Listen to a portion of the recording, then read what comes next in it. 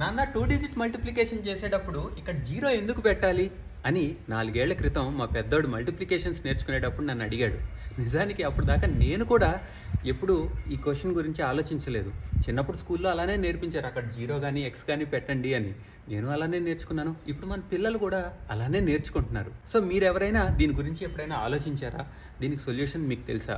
తెలియకపోతే ఈ వీడియో ఇక్కడే ఒక్కసారి పాజ్ చేసి ఆలోచించండి. మీ అంతటా మీరు కనుక కనిపెట్టగలిగితే it will be a lot of fun. Wow అని అనిపిస్తుంది. సో ఎనీవేస్, ఇప్పుడు కాన్సెప్ట్ ఏంటో చూద్దాం. ఇక్కడ మనం 24x76 చేయాలి. అంటే 24x76. యాక్చువల్గా దీన్ని కొంచెం ఎక్స్పాండ్ చేస్తే మనం ఏమని రాయొచ్చు? 24x70 plus 24x6. అంటే 24x70 ఒకసారి చేయాలి, తర్వాత 24x6 ఒకసారి చేయాలి. ఆ రెండింటిని యాడ్ చేస్తే వచ్చేదే ఆన్సర్. సో ఇప్పుడు మనం ఇక్కడ ఏం చేస్తున్నాం? ఫస్ట్ 24x6 చేస్తున్నాం. 6 అంటే ఇదే కదా, ఇది మనం ఇక్కడ చేస్తున్నాం. 24x6 144.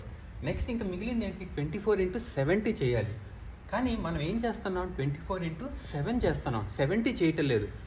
24x70 అవ్వాలంటే 770 అవ్వాలంటే పక్కన ఒక జీరో పెడితే సరిపోతుంది కదా. ఆ జీరోనే ఇదన్నమాట. 7ని 70 చేయడానికి 7x10 చేస్తే సరిపోతుంది కదా. సో అదే ఈ జీరో.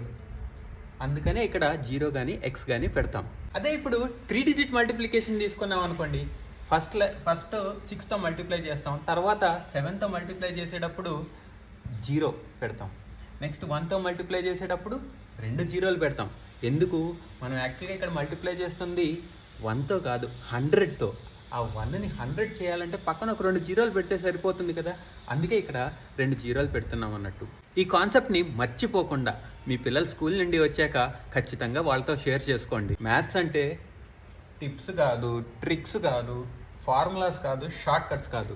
మ్యాథ్స్ అంటే కేవలం లాజిక్ మాత్రమే. The beauty of maths lies in understanding that logic.